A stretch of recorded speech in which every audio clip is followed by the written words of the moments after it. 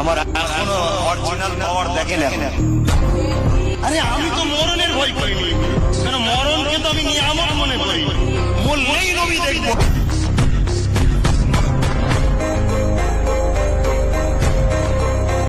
অতএব আমার মুরব্বী চাচা, তাকে যদি এত বড় কেউ কথা বলতে পারে, সে মানবরূপী পশু ছাড়া আর কি হবে? একটা সিনিয়র মোস্ট পীর সাহেব, হ্যাঁ, আজকে প্রায় 40-45 বছর ধরে মানুষকে দিনের তালিম দিচ্ছে, জেকের করাচ্ছে, আল্লাহ আল্লাহ জেকের করাচ্ছে, গরিবদের সহযোগিতা করে, দান খায়রাত করে। 40 বছরে কম করে তার বাড়িতে 40 লক্ষ লোকও তো খেয়েছে, মেহমানদারি করেছে। এরকম একটা ব্যক্তিকে তুই কি বলছিস? আমাকেও তো কথাই কথাই যখনই বলে আমি নাকি বিজেপির দালাল। এটা গাল নয়? তোরা নবীর বংশের আওলাদকে দালাল বললি? হ্যাঁ, নবীর বংশের আওলাদ একটা মুরব্বী সিনিয়র পীর সাহেবকে তুই কি বলছিস? তোমাকে কুকুর বলবো না তো বলি বলবো? দেরি করছি। একটা মেয়ে বলেছিল নাকি মমতার স্বামী নেই। যার কাছে মসজিদ মাদ্রাসা আগে না, কবরস্থান আগে না, ঈদগাহ আগে না, মমতা আগে, দল আগে, সে আমার নজরে জাহান্নামের কুকুর। কথা ক্লিয়ার। যদি কারো দম থাকে, সরকার তোদের ব্রিকেটে বাহাস হবে, চলাই বন্ডে সই করে দেবো। ভুল যদি প্রমাণ হই আমি মৃত্যুদণ্ড পর্যন্ত মেনে নেবো। আর যদি সঠিক প্রমাণ হয়, যে কটা দালালি করছিস তোরা স্বীকার হবে যে আমরা এরা ভাড়াটিয়া গোলাম, আমরা মৌলানা নয়, এদের ভাড়াটিয়া গোলাম। ওয়াকাবলি যখন বলেছিল দিল্লি চলে যাও, এই বেঈমানটা, এই মুশরিকটা, এই জাহান্নামের কুকুরটা, তখন বলেছিলেন আপনারা যে কি বলছিস তুই? তুই মুসলমান হয়ে মসজিদ মাদ্রাসার পক্ষে দাঁড়াবি নি? তুই মোহাম্মদের পাশে দাঁড়ালি? আল্লাহকে আপনি জাহান্নামের কুকুর বলেছেন। বিভিন্ন আলেম ওলামারা বলছে যে কথাটা কোনো মনুষ্যজাত বলতে পারবে না, জাহান্নাম কিংবা জান্নাতে যারা যাবে সেটা স্বয়ং ওপর আল্লাহ ঠিক করবে। কোরআন হাদিস আল্লাহ বলে দিয়েছে এই এই কাজ করলে জাহান্নামে যাবে, এই কাজ করলে জান্নাতে যাবে। হুজুর পাক সাল্লাল্লাহু আলাইহি ওয়াসাল্লাম ইমামে হাসান হোসেনকে জান্নাতি যুবকদের সর্দার বলেছে। অনেকে জিহাদের ময়দানে গেছে, খুব ভালো লড়াই করছে, কিন্তু হুজুর পাক সাল্লাল্লাহু আলাইহি ওয়াসাল্লাম বলেছে ওর শেষ মরণটা জাহান্নামে হবে। এরকম অনেক হাদিস কোরআনে আছে, হুজুর পাক সাল্লাল্লাহু আলাইহি ওয়াসাল্লাম বলেছে। একটা নমুনা যে এই এই এই কাজ করলে সে জাহান্নামে, যেমন শিরক কাজ করা, জুলুম করা, অত্যাচার করা, মানুষের ঘরবাড়ি ভাঙা, ইফতারকে কেড়ে লিয়া, রোজার মাসে মানুষের ঘরকে কেটে পুকুর তৈরি করে দেওয়া, নবী দিবসে এলে কারেন্ট কেটে দেওয়া, নবী দিবসে স্টেজ ভেঙে দেবো, নবী দিবসে করতে দেবো না, ইসলাম বিদ্বেষী কাজ কারবার যা যে কেউ মুসলমান করে সে খারিজ হয়ে যায় ইসলাম থেকে, এবং ইসলাম শরিয়াতের ভাষায় তারা জাহান্নামে যাবে। এবার একটা প্রশ্ন, যদি তওবা করে নেয়, তওবা যখন করছে আল্লাহ তাকে তো মাফ করে দেবে। তওবা যখন করছে, ফতোয়া প্রেজেন্টের ওপরে, জাহিরির ওপরে হয়। আজ থেকে 10 বছর পরে কী হবে তার ওপরে ফতোয়া হয় না, ফতোয়া এখন তার পরিস্থিতি অনুযায়ী হয়। এটা হলো উলামাদের রায় এবং ফোকাহাদের রায়। এদের পড়াশোনা হয়তো যারা বলছে এরা করেছে, কিন্তু আকবর তো অনেক আলেম পুষেছিল। আকবর জালিম শাসক, জানেন তো, ভারতে দিনে এলাই বার করেছিল। এরাও হয়তো মৌলানা দেখা যা পুষে রেখেছে, সেই সব মৌলী সাহেবরা হয়তো এদের পক্ষে দালালি করছে, হতে পারে, পক্ষে বিপক্ষে থাকতেই পারে। তবে আমি যে কথা বলেছি এর পিছনে শরিয়াতের দলিল আছে, কোরআনে আছে।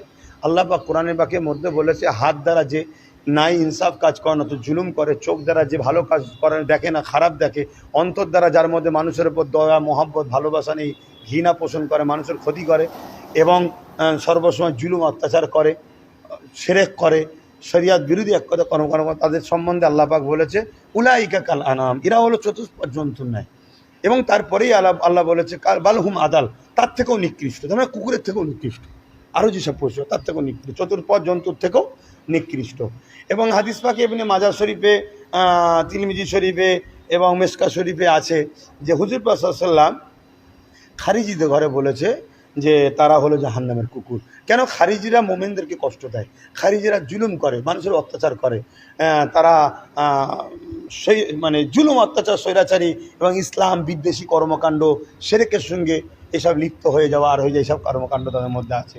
তা আমি যে কথাগুলো বলছি, জুলুম করা, অত্যাচার করা, মোমেনদের ওপরে জুলুম করা, মিথ্যা কেস দেওয়া, ঘর ভেঙে দেওয়া, ইফতার কেড়ে নেওয়া, বাচ্চা পেটে আছে মাকে লাথি মারা, তার বাচ্চার উপর অত্যাচার করা, ঘরকে কেটে দেওয়া, প্রায় 20-25 হাজার মানুষ কম বেশি মিথ্যা কেস দেওয়া, এই নবী দিবসে আসার জন্য গত দিনে যে কারেন্টের তার কেটে দেওয়া, এই যে জিনিসগুলো, এগুলো কি খারিজি ইসলাম বিদ্বেষী কাজ নয়?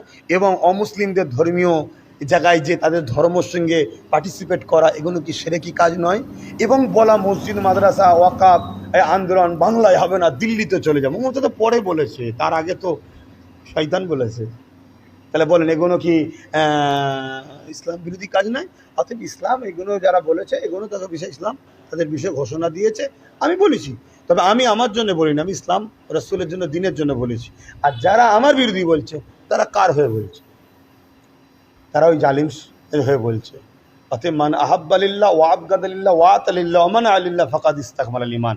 ভালোবাসবে আল্লাহর জন্য, দুশ্মনী করে আল্লাহর জন্য, একতা হবে আল্লাহর জন্য, এই আত্মীয়তা করবে আল্লাহর জন্য, বিচ্ছেদ হবে আল্লাহর জন্য। অতএব যেসব ওলামারা আমার বিরোধী করছে তারা যদি আল্লাহর জন্য বলে থাকে তাহলে তাদেরকে আমি দাওয়াত দিচ্ছি।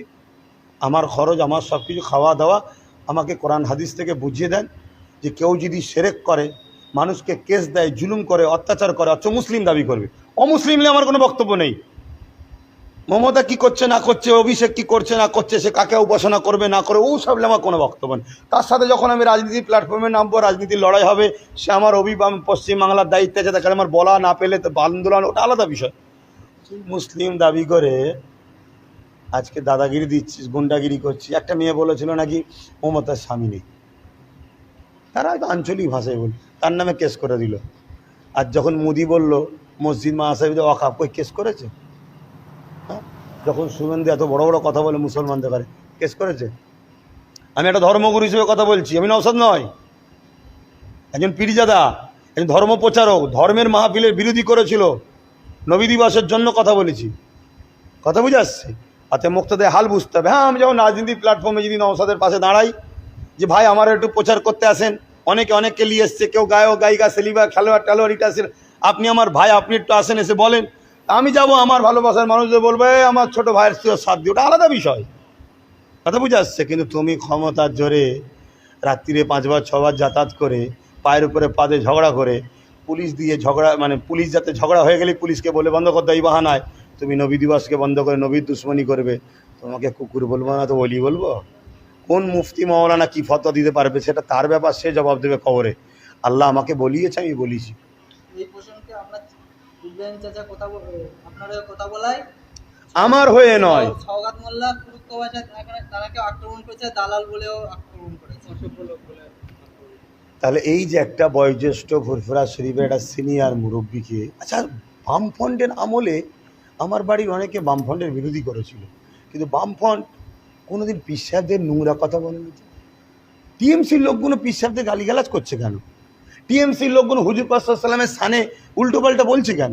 টিএমসির লোকগুলো হুজুর পাক সাল্লাল্লাহু আলাইহি ওয়াসাল্লামের মিলাদুন নবীকে বন্ধ করার চেষ্টা করছে কেন? এই টিএমসি আমলে ইসলাম বিরোধী হচ্ছে কেন? একটাই কারণে, বিজেপি যেটা করছে টিএমসি সেটা করছে। অতএব আমার মুরব্বী চাচা, তাকে যদি এত বড় কেউ কথা বলতে পারে, সে মানবরূপী পশু ছাড়া আর কি হবে? একটা সিনিয়র মোস্ট পীর সাহেব, হ্যাঁ, আজকে প্রায় 40-45 বছর ধরে মানুষকে দিনের তালিম দিচ্ছে, জেকের করাচ্ছে, আল্লাহ জেকের করাচ্ছে, গরিবদের সহযোগিতা করে, দান খায়রাত করে। 40 বছরে কম করে তার বাড়িতে 40 লক্ষ লোকও তো খেয়েছে, মেহমানদারি করেছে। এরকম একটা ব্যক্তিকে তুই কি বলছিস? আমাকেও তো কথাই যখনই বলে আমি নাকি বিজেপির দালাল, এটা গাল নয়? তোরা নবীর বংশের আওলাদকে দালাল বললি? হ্যাঁ, নবীর বংশের আওলাদ একটা মুরব্বী সিনিয়র পীর সাহেবকে তুই কী বলছিস? হাতে আলেমুল আমাদের বলবো, আমি জানি আপনারা এই সরকারের থেকে ভাড়া পাচ্ছেন, পেয়ে চাপে পড়ে হোক না খুশিতে হোক জানি না, আপনারা ওয়াকাবলি যখন বলেছিল দিল্লি চলে যাও, এই বেঈমানটা, এই মুশরিকটা, এই জাহান্নামের কুকুরটা, তখন বলেছিলেন আপনারা যে কী বলছিস তুই মুসলমান হয়ে মসজিদ মাদ্রাসার পক্ষে দাঁড়াবি নি? তুই মমতার পাশে দাঁড়ালি? যার কাছে মসজিদ মাদ্রাসা আগে না, কবরস্থান আগে না, ঈদগাহ আগে না, মমতা আগে, দল আগে, সে আমার নজরে জাহান্নামের কুকুর। কথা ক্লিয়ার। যদি কারো দম থাকে, সরকার তোদের ব্রিকেটে বাহাস হবে, চলাই বন্ডে সই করে দেবো, ভুল যদি প্রমাণ হই আমি মৃত্যুদণ্ড পর্যন্ত মেনে নেবো। আর যদি সঠিক প্রমাণ হয় যে কটা দালালি করছিস, তোরা স্বীকার হবে যে আমরা এরা ভাড়াটিয়া গোলাম, আমরা মৌলানা নয়, এদের ভাড়াটিয়া গোলাম আমরা। আব্বাস সিদ্দিকীর একটা ঝড়, একটা তুফান, একটা সাইক্লোন, এটাকে অস্বীকার করার কোনো জায়গা নাই।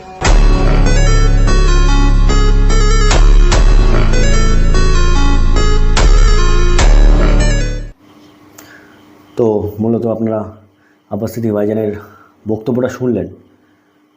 তো সেই সব ব্যক্তিদেরকে আমি বলতে চাই যারা আব্বাস সিদ্দিকী ভাইজানের বিরোধী করছেন, যে কুকুর বলা যে বললো, আখ্যা দিল, তো আব্বাস সিদ্দিকী ভাইজান লাস্ট যে কথাটা বললো যে ব্রিগেডে বায়াসের মঞ্চ পুরো খরচা আব্বাস সিদ্দিকী ভাইজান দেবে। তো সেই সব মানুষদের কাছে এই ভিডিওটা শেয়ার করবে বেশি বেশি করে, তারা যেন অবশ্যই এই চ্যালেঞ্জটা অ্যাকসেপ্ট করে। আমরাও দেখতে চাই, ঠিক আছে? যারা আব্বাস সিদ্দিকী ভাইজানের বিরোধী করছে তাদেরকে আমরা একটু দেখতে চাই তারা বায়াসের মঞ্চে এসো। কেন সোশ্যাল মিডিয়ায় এসে উল্টোপাল্টা বলার চাইতে তাহলে একটা বায়াসের মঞ্চ আব্বাস সিদ্দিকী ভাইজান যেরকম বলেছে, চ্যালেঞ্জটা অ্যাকসেপ্ট করো, করে তোমরা চলে যাও, ব্রিগেড মাঠে চলে যাও, তাহলে আমরা সাধারণ জনগণ বুঝতে পারবো। আপনারা যেহেতু ঠিক হন তাহলে ঠিক, আব্বাস সিদ্দিকী ভাইজান যদি ঠিক হয় তো ঠিক, একটা ভুল তো একটা হবেই, হয় তোমরা ভুল না আব্বাস সিদ্দিকী ভাইজান ভুল। তাহলে এসো না, তোমরা যেগুলো সোশ্যাল মিডিয়া আব্বাস সিদ্দিকী ভাইজানের বিরোধী করছো, বড় বড় লেকচার দিচ্ছ, তাহলে আব্বাস সিদ্দিকী ভাইজান ওপেন তো চ্যালেঞ্জ করছে, এসো বায়াসের মঞ্চ হয়ে যাক ক্রিকেটে। তো ভিডিওটা সেই সব মানুষদের কাছে বেশি বেশি শেয়ার করবে, আর চ্যানেলটা ফলো করবে, আর পাশে থাকবে আব্বাস সিদ্দিকী ভাইজানের এরকম খবর দেখার জন্য। চলো।